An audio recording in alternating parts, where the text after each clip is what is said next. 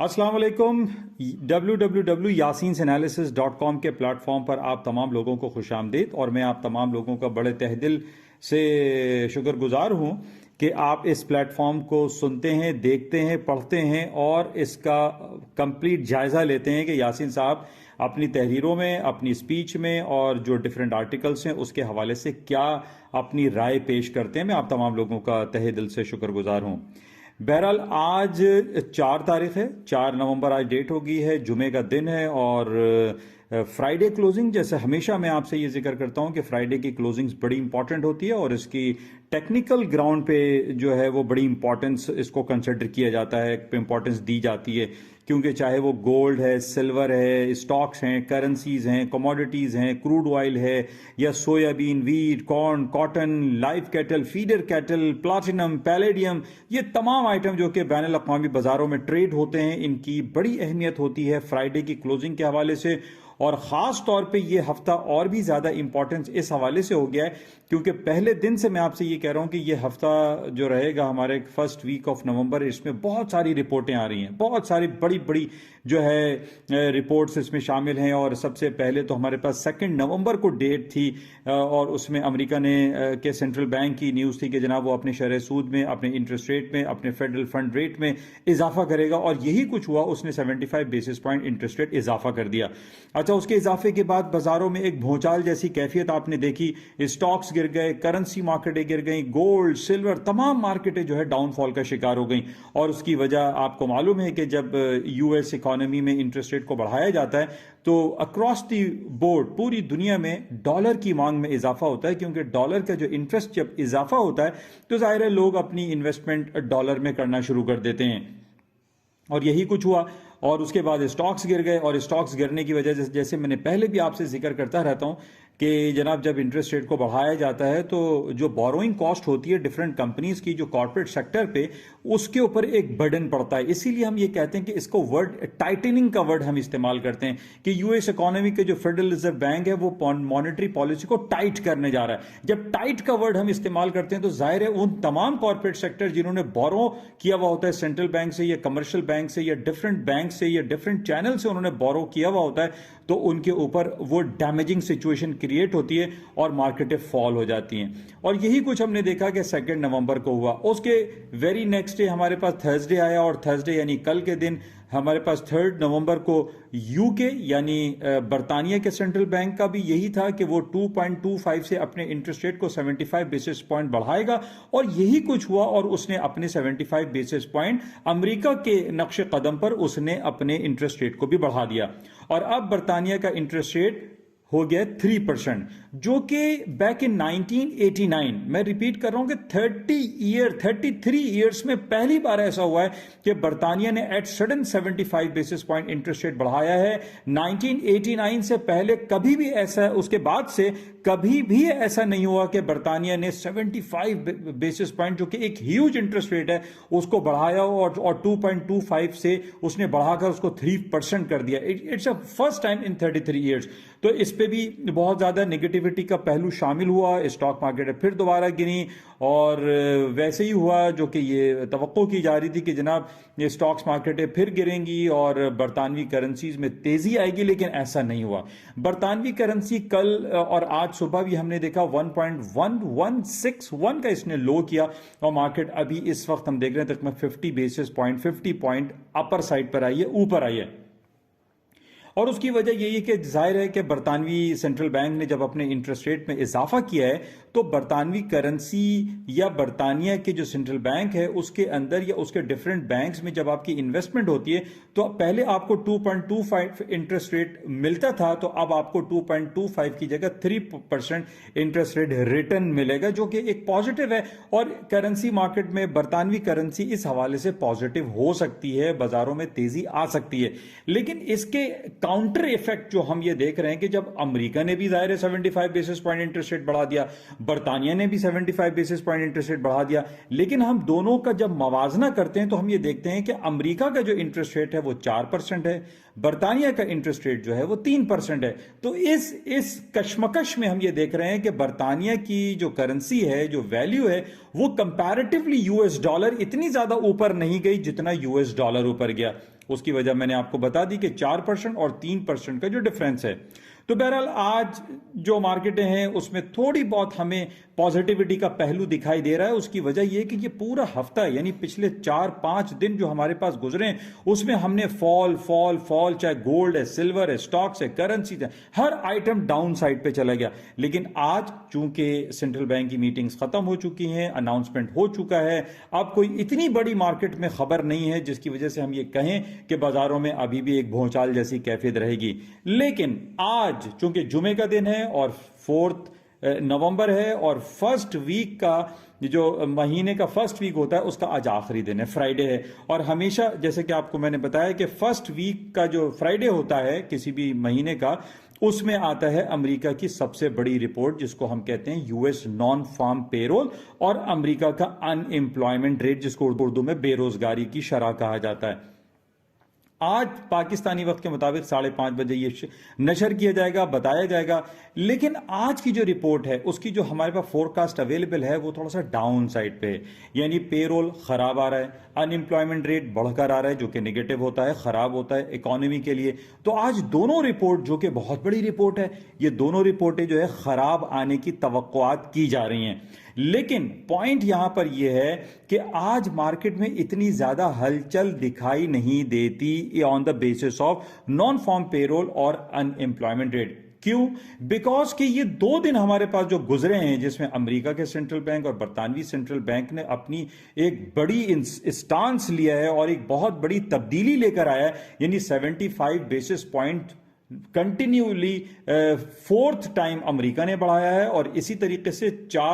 8th time जो है बरतानिया ने अपने शरह सूद में इजाफा किया। तो ये बहुत बड़ा मूव आया है बरतानिया और अमेरिका की जानिब से, जिसकी बेसिस पे आज हम ये कह सकते हैं कि जो नॉन फार्म पेरोल की रिपोर्ट शाम को आएगी उस पर इतना ज्यादा जो है एक पैनिक या केओस वाली सिचुएशन क्रिएट नहीं दिखाई देती, क्योंकि जो होना था वो 2 दिन पहले जो है वो 2 दिन से हम ये देख रहे हैं। तो बहरहाल बड़ी रिपोर्ट है, 5:30 बजे का टाइम है। मैं आप लोगों से यही गुजारिश करूंगा कि आप इस पे नजर रखें और अपने पोर्टफोलियो को बेहतर तौर पर मैनेज करें, हैंडल करें। चाहे आप गोल्ड है, सिल्वर है, कमोडिटीज है या करेंसीज या स्टॉक्स हैं, उसमें आप मोहतात अंदाज में अपनी ट्रेडिंग स्ट्रैटेजी को फॉलो करें। अच्छा, ये तो बात हो गई कि आज ये खबरें चल रही हैं और ये रिपोर्ट आने वाली है, लेकिन हमारे पास जो एक तज्जियाती नज़र है, जो निगाह है, जो हम देख रहे हैं बड़े अरसे से और डिफरेंट रिपोर्ट्स पढ़ रहे हैं कि जनाब बरतानिया में जो हालात हैं वो बड़े दगरगू हैं। कहा यह जा रहा है कि कल बैंक ऑफ इंग्लैंड की ये रिपोर्ट आई कि ज़माने कदीम से, जब से बैंक ऑफ इंग्लैंड ने अपने रिकॉर्ड मेंटेनेंस शुरू किए, चाहे वो 300 साल हो या 400 साल हो, कहा यह जा रहा है कि बरतानिया की जो इकोनॉमिक कंडीशन है वो इस वक्त बहुत ज़्यादा ख़राब है। यानी जब से रिकॉर्ड लिखा जा रहा है, ये बड़ा इंपॉर्टेंट है, समझने की ज़रूरत है कि बरतानिया का बैंक ये कहता है कि जब से रिकॉर्ड 300-400 साल से लिखा जा रहा है कि बरतानिया सबसे ज़्यादा ख़तरनाक फाइनेंशियल एंड इकोनॉमिक हालात से गुजर रहा है। यानी ये बड़ा एक बहुत बड़ी रिपोर्ट है, एक बहुत बड़ा कमेंट है कि जनाब बरतानिया का सेंट्रल बैंक ये कह रहा है कि वहां के हालात अच्छे नहीं हैं। तो बहरहाल मैंने कल भी अपने स्पीच में ये कहा था कि जब बहुत ज़्यादा नेगेटिव खबरें आनी शुरू हो जाती हैं, चाहे वो सेंट्रल बैंक की तरफ से हो, चाहे वो किसी इकोनॉमिक और फाइनेंशियल इंस्टीट्यूशंस की तरफ हो, इसको बेहतर करने के अवामिल जो है वो कारगर शुरू हो जाते हैं। चाहे वो किंग चार्ल्स हों या ऋषि सुनक साहब हों जो नए वजीर आजम बने, वो बरतानिया की इकोनॉमी को बेहतर करने के लिए बहुत ज़्यादा कोशिशें करेंगे। तो इस बेसिस पे ये कहा जा सकता है कि भाई कल बरतानिया ने अपने शरह सूद में 75 बेसिस पॉइंट बढ़ाया था, तो आज बरतानवी करेंसी बेहतर हो सकती है, क्योंकि पूरी यूके इकोनॉमी जो है वो हिल के रह गई है और वो इस कोशिश में लगे हैं कि हालात को बेहतर किया जाए। तो बहरहाल आज हम देखते हैं, आज हमें निस्बतन कल के मुकाबले में आज हम देख रहे हैं कि बरतानवी करेंसी ब्रिटिश पाउंड स्टर्लिंग जो है वो बेहतरी की जानिब है। बहरहाल आज हम इस पे नजर रखेंगे कि जो रिसेशन या उर्दू में कसाद बाजारी का लफ्ज हम इस्तेमाल करते हैं, इस हवाले से बरतानिया में क्या कुछ होता है।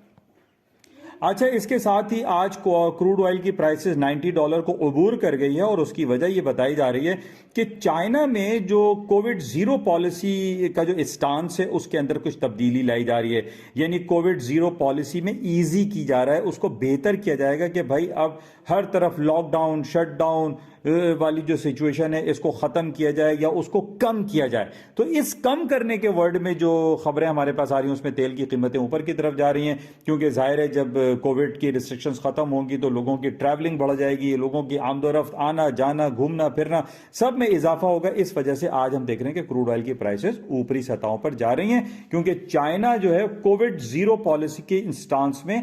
तब्दीली कर रहा है और उसको बेहतर कर रहा है, उसमें ईजीनेस लेकर आ रहा है। तो बहरहाल इसलिए तेल की कीमतें ऊपर हैं आज के दिन। अच्छा, इसके साथ जो आज हम पूरी दुनिया की स्टॉक को देख रहे हैं वो सब प्लस में हैं, चाहे वो अमेरिका की स्टॉक हो, S&P, डाउ जोन्स, नेस्डैक, या बरतानिया का फुटसी हो, जर्मन डैक्स हो, या CSE इंडेक्स फ्रांस का हो, या यूरोपियन जो पैन यूरोपियन स्टॉक 600 कहलाता है वो भी सब प्लस में है। तो आज ओवरऑल मार्केट जो है वो पॉजिटिविटी की तरफ दिखाई दे रही है, और उसकी वजह सिर्फ यही है कि जाहिर है जो 2 दिन हमने देखा इंटरेस्ट रेट बढ़ा दिया, मार्केटों में फॉल आया, लेकिन जाहिर है जब भी कोई तब्दीली की जाती है वो बेहतरी के लिए की जाती है, कि जब अमेरिका ने इंटरेस्ट रेट बढ़ाया या घटाया या जो भी किया उसने तब्दीली की तो वो बेहतरी के लिए तब्दीली की जा रही है। तो इस वजह से आज थोड़े से पॉजिटिव सेंटिमेंट्स मार्केट में दिखाई दे रहे हैं। और कल, जैसे मैंने कल आपसे कहा था, गोल्ड की कीमतों का जो टेक्निकल लेवल था वो 1620 का था, और कल यही हुआ, 1615 1618 का मार्केट ने लो किया, और इस वक्त मार्केट 1652 1652 आ गई है।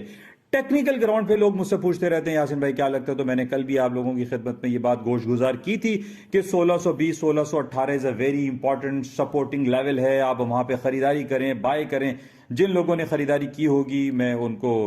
मुबारकबाद देता हूं कि उन्होंने बहुत अच्छे अर्निंग की होगी, क्योंकि मार्केट तो खासी आज ऊपर आ गई है। तो बहरहाल यही वजह है जो कि मैं आपसे जिक्र करता हूं कि आज फ्राइडे का दिन है, टेक्निकल क्लोजिंग बड़ी इंपॉर्टेंट है, इसको मलहूज़ खातिर रखते हुए अपने पोर्टफोलियो को मैनेज करें। अच्छा, इसके साथ आज अर्ली मॉर्निंग स्वीडन की मार्केट बंद थी, ऑल सेंट्स डे सेलिब्रेट किया जा रहा है। स्वीडन मार्केट एक इकोनॉमी कंसिडर की जाती है, जाहिर है स्कैंडिनेवियन कंट्रीज हैं, स्वीडन, नॉर्वे, फिनलैंड। तो बहरहाल स्वीडन में आज ऑल सेंट्स डे सेलिब्रेट किया जा रहा है, वहां पे छुट्टी है। अच्छा, इसके साथ द लास्ट बट शुरू हो ही जाता है, लेकिन इस हफ्ते और अगले हफ्ते से जो गेम शुरू होगा वो है 11 नवंबर, यानी बैचलर्स डे, सिंगल्स डे। वो तमाम लड़का लड़कियां जिन्होंने अभी तक शादी नहीं की है, जो अकेले रह रहे हैं, अकेले जिंदगी गुजार रहे हैं, उस हवाले से अलीबाबा.com के मालिक मिस्टर जैक मा पिछले 15-16 साल से एक